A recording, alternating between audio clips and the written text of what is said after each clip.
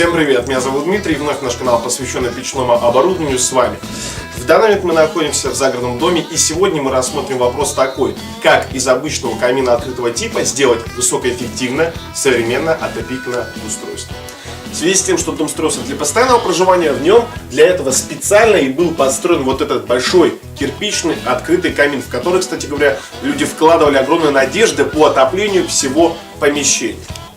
К сожалению, надежды, которые возлагали хозяева на данный камин, не оправдали себя, потому что все мы знаем тот факт, когда открытая топка имеет очень низкий КПД. И, например, в отопительный сезон, кроме активной эксплуатации камина, люди вынуждены были тратить большие деньги на покупку разных электрических отопительных приборов.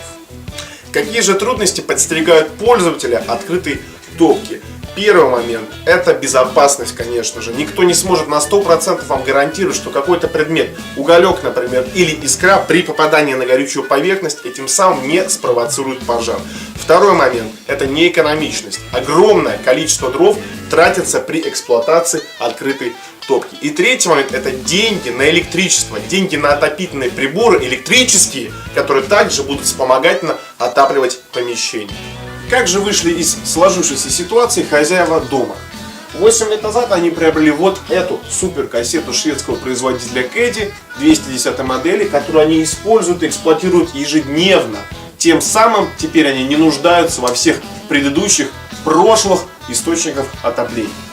А теперь я предлагаю перейти, собственно, уже от слов к делу.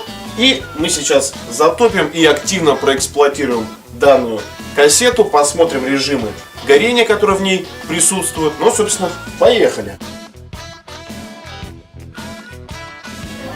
Данная модель прекрасно вписалась в габариты открытого камина.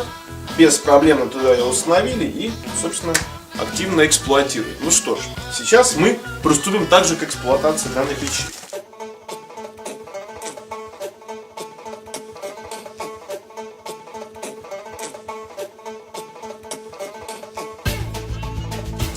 А сейчас самое время приступить уже к самому процессу розжига, так что поехали.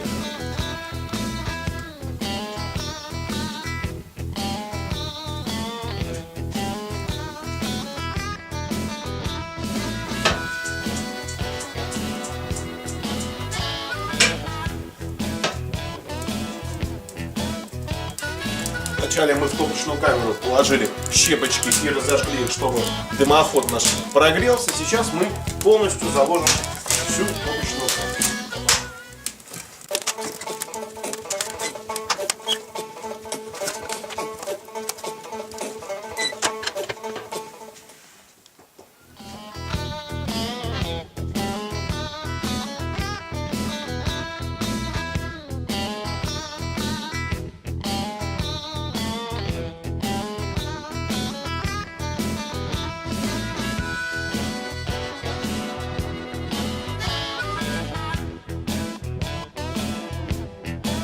Сейчас мы видим, что топка горит в максимально интенсивном режиме. Сейчас мы постараемся сделать так, чтобы начала она гореть в режиме длительного горения.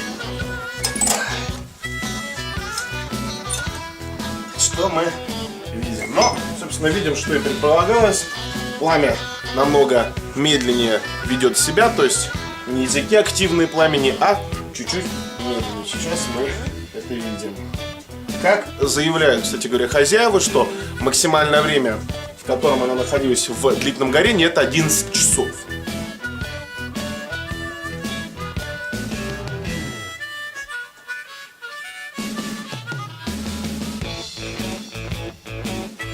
Вот вы видите, сейчас я заложил две новые полежки в топочную камеру, и они в режиме длительного горения не горят. То есть таким образом, когда мы добиваемся необходимой нам температуры в доме, мы можем переводить топку в режим длительного горения, заложить его полностью дровами, и 11 часов они будут там тлеть. Вот сейчас я переключу в интенсивное горение.